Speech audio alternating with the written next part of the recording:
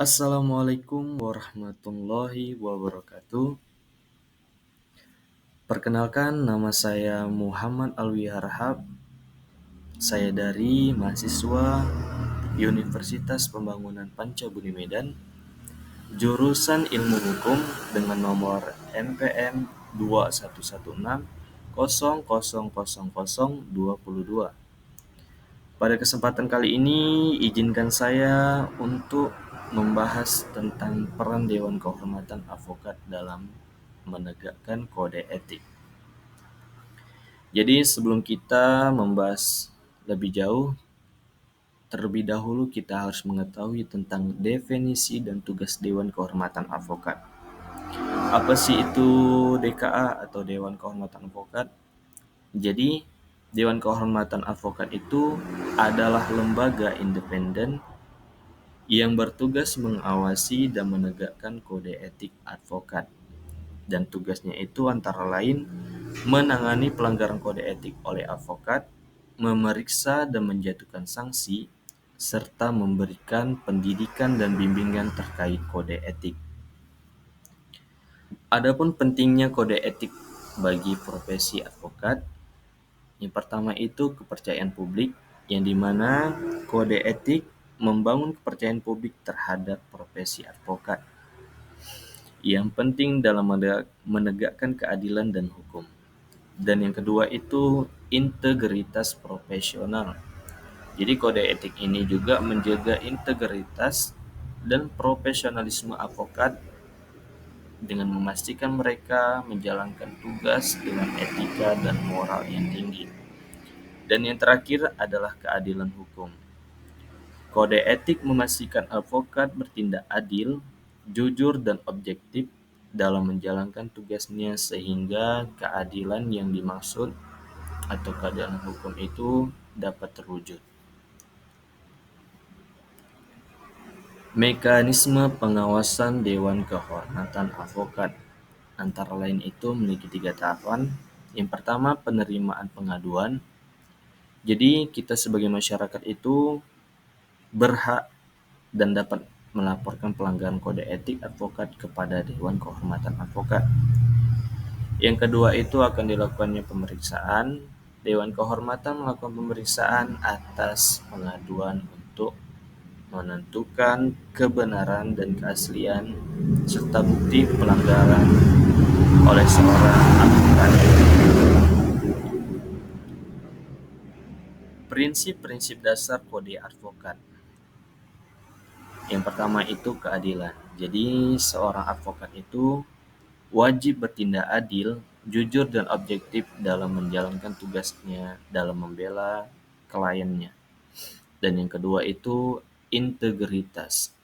Jadi advokat harus menjunjung tinggi kejujuran, integritas, dan moral dalam setiap tindakannya. Dan yang terakhir itu profesionalisme. Jadi seorang advokat itu harus memiliki kompetensi, pengetahuan, dan keterampilan yang memadai untuk menjalankan tugasnya. Jadi tidak boleh sembarangan. Adapun kasus-kasus pelanggaran kode etik advokat di dalam lingkup pengadilan maupun di luarnya, yang pertama itu pengungkapan rahasia klien. Advokat melanggar kerahasiaan klien dengan membocorkan informasi sensitif yang seharusnya tidak boleh dia bocorkan. Dan kasus yang lainnya itu konflik kepentingan, yang dimana seorang advokat memiliki klien yang memiliki kepentingan bertentangan dengan klien lainnya. Dan yang terakhir itu contoh kasus pelanggaran kode etik advokat, yaitu penyalahgunaan profesi. Jadi advokat seringkali terjadi atau kerap seringkali terjadi kasus di mana advokat menggunakan profesinya untuk tujuan pribadi atau keuntungan yang tidak beretika.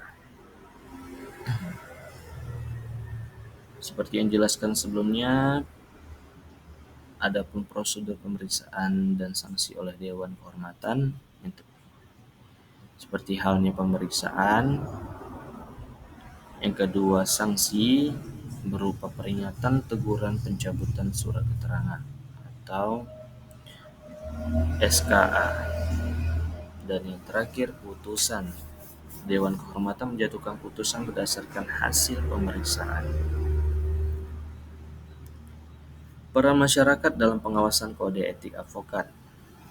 Jadi, yang pertama itu masyarakat dapat melaporkan pelanggaran kode etik oleh advokat kepada Dewan Kehormatan Advokat.